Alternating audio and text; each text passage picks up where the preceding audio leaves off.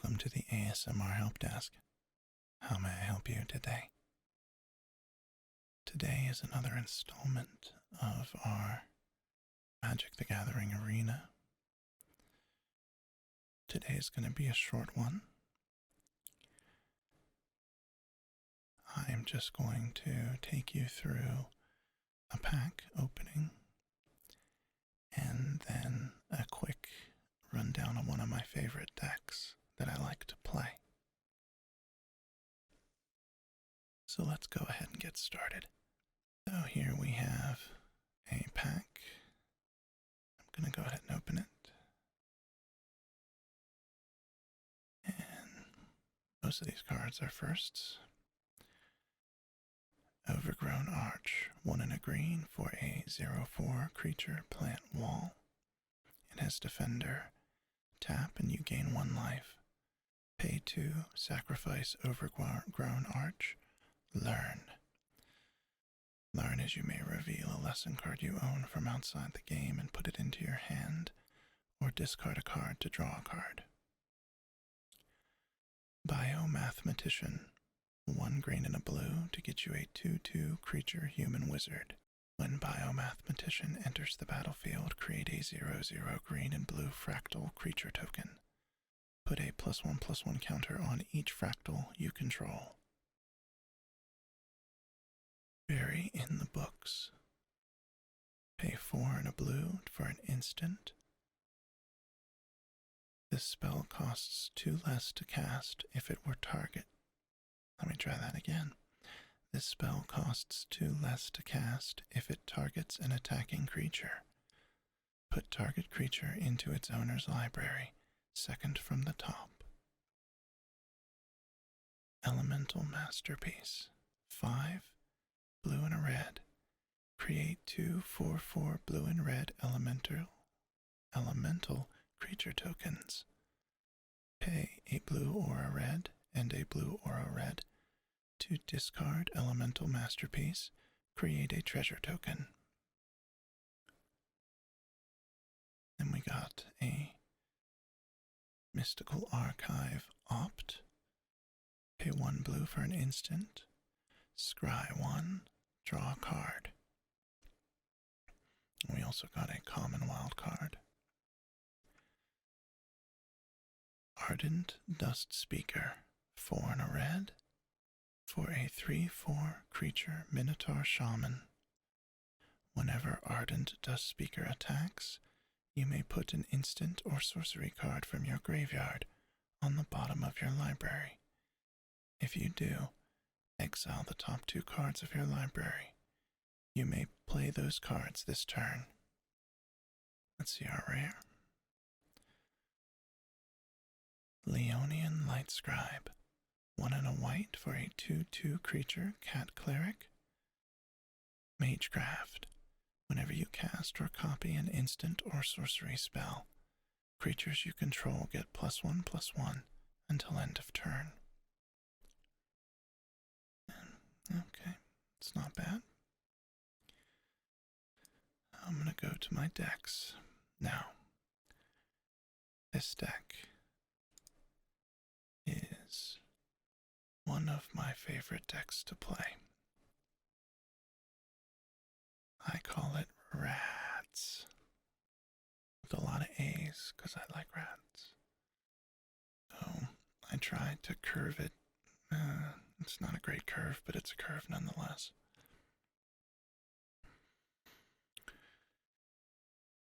The entire deck operates around Pack-Rat. Pack-Rat is 1 and a black for a star creature rat.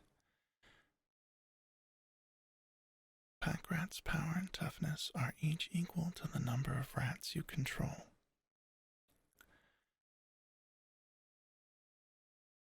You can pay 2 and a black to discard a card, create a token that's a copy of Pack-Rat. So when you play your first Pack-Rat, if it's the only rat you have on the board, it's 1/1.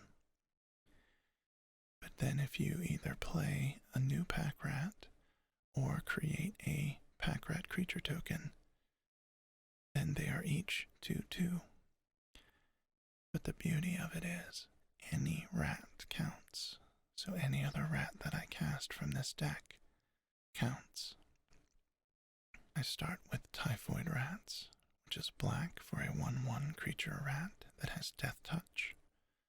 Death Touch means that if this does damage to a creature in combat, or even outside of combat, the other creature dies. I have Burglar Rat, which is 1 and a black for a 1/1 creature rat. When Burglar Rat enters the battlefield, each opponent discards a card. I'll just keep going up the rats. The next one is the most. I have Rat Colony. 1 and a black for a 2/1 creature rat. Rat Colony gets +1/+0 for each other rat you control. A deck can have any number of cards named Rat Colony. So I can only have 4 of cards typically, other than basic lands. But Rat Colony allows me to have more. So I do. I have 10 in this deck. And this works similarly to Pack Rat, except it only pumps the power and not the toughness. So, but if I get a Pack Rat on the board and then I get 3 of these, then the Pack Rat is a 4/4, and these are 4/1s. That's not bad in the first couple turns. Now the other creatures I have, the only other creature I have, I believe, is Piper of the Swarm, which is 1 and a black for a 1/3 human warlock. It's the only non-rat creature I have in the deck. Rats you control have menace.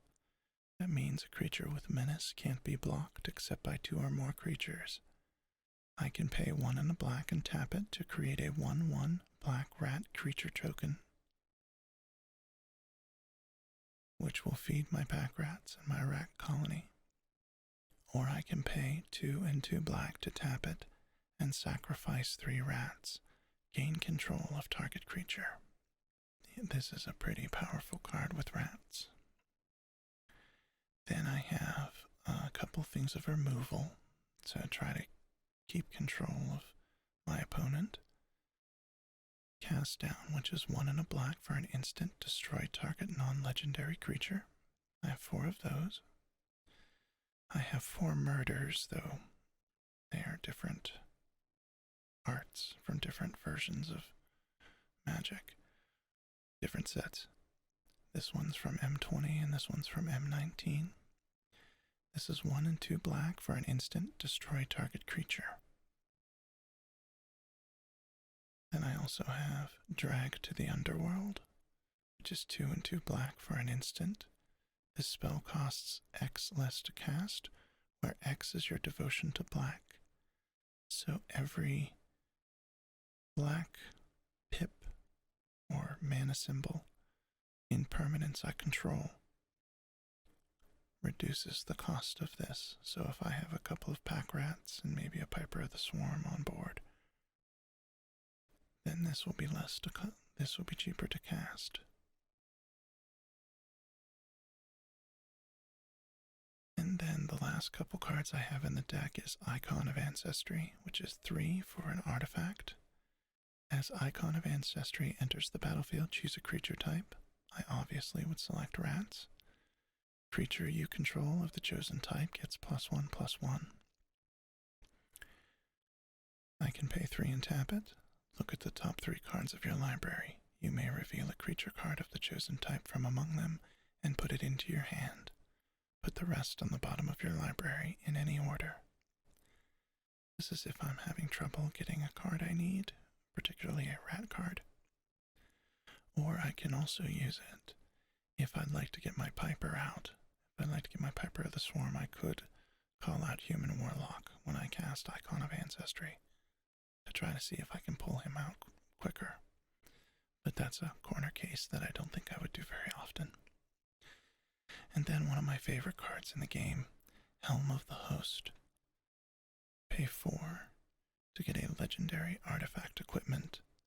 At the beginning of combat on your turn, create a token that's a copy of equipped creature, except the token isn't legendary.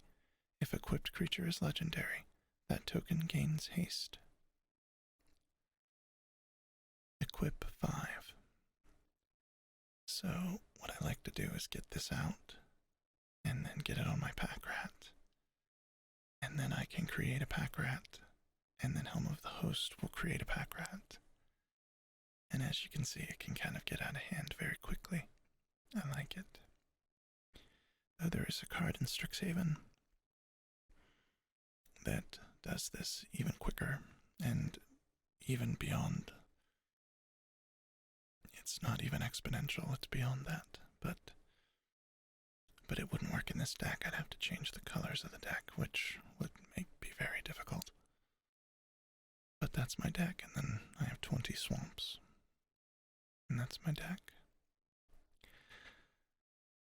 I like to play this deck for fun. This is definitely not a deck that wins a lot of games. It's just a fun deck to play.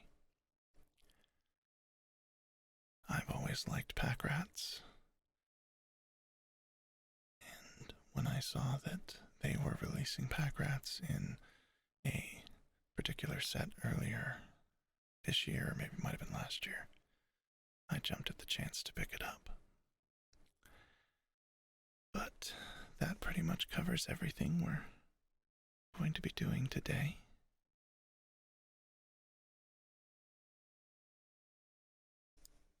I hope you enjoyed our quick run through a pack and a deck. And if you have any thoughts on the deck or anything, if you have any suggestions for role plays or relaxing readings, please leave a comment below, like and subscribe, and be sure to tell your friends. Thank you so much for calling, and I hope you have a wonderful day. This show is part of the CIP network, where we inspire creativity one episode at a time.